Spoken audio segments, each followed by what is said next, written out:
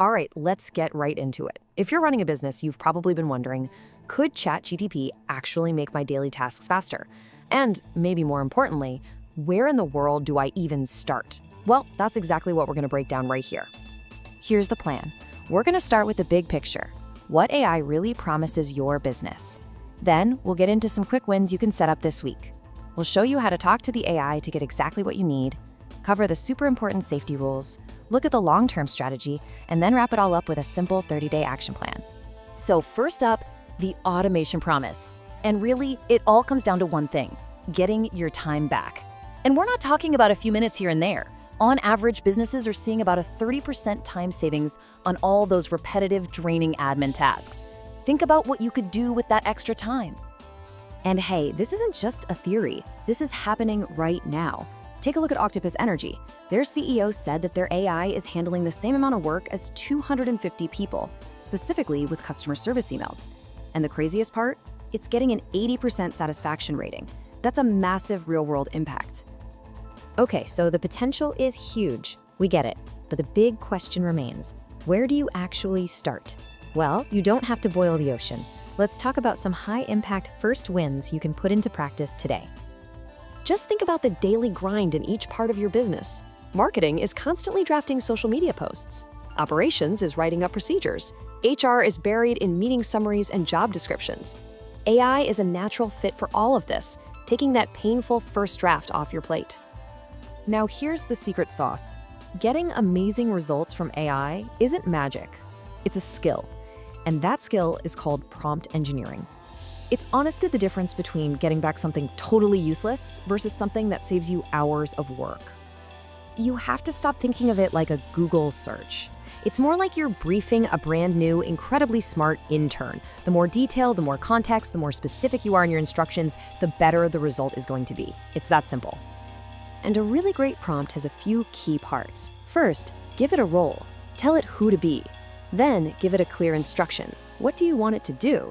Provide context. What's the background here? If you can, show it an example of what good looks like.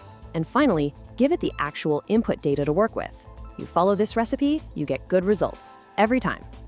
And here's what that looks like in the real world. A vague prompt like, write a blog post about AI, gets you, well, generic mush. But a specific prompt that defines the role, the audience, and the goal, that gives you something you can copy, paste, and actually use. It's a total game changer.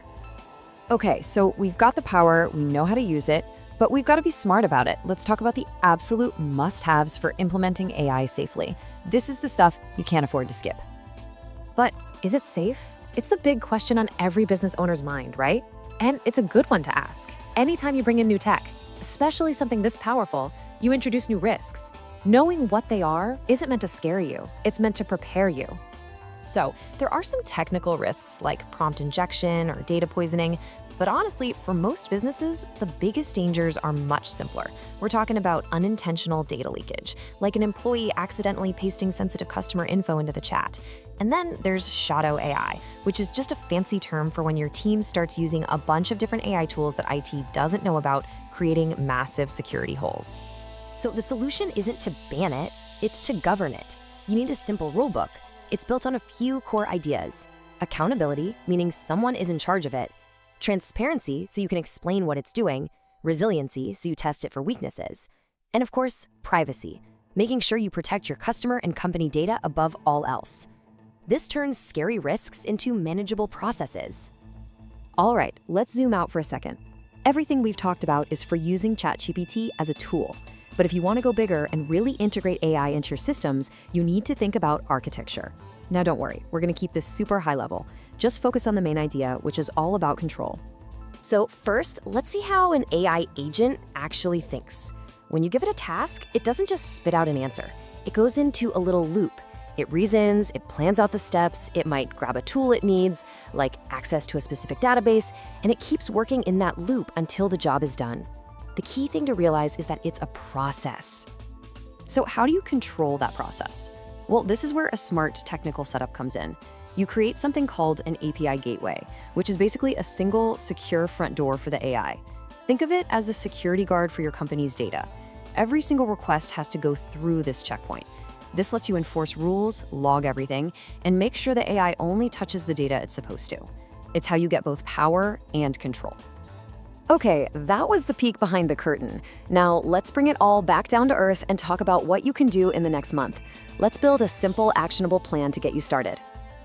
Here it is, your 30-day launch plan. Week 1, super easy. Just identify the tasks that waste the most time. In week 2, you're gonna start small. Pick just one of those tasks and build a simple automation for it. Week 3 is all about making it better, refining your prompts.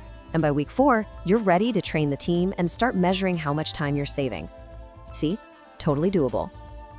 The real key to making this stick is having a simple, repeatable process. For every task you want to automate, just run down this list. And I want to call out the most important one on here. Test. Always have a human in the loop to check the output. That keeps quality high and prevents mistakes. Once it's working, teach the team, and then you just repeat the whole process for the next task. And there you have it, your starter kit for business automation. If you found this helpful and you want to see full step-by-step walkthroughs of how to build some of these, definitely hit that like and subscribe button. And now, a question for you. We want to make our next guide super practical. So, tell us in the comments, what is the one business task you would absolutely love for us to build a full automation demo for? Let us know. Thanks for watching.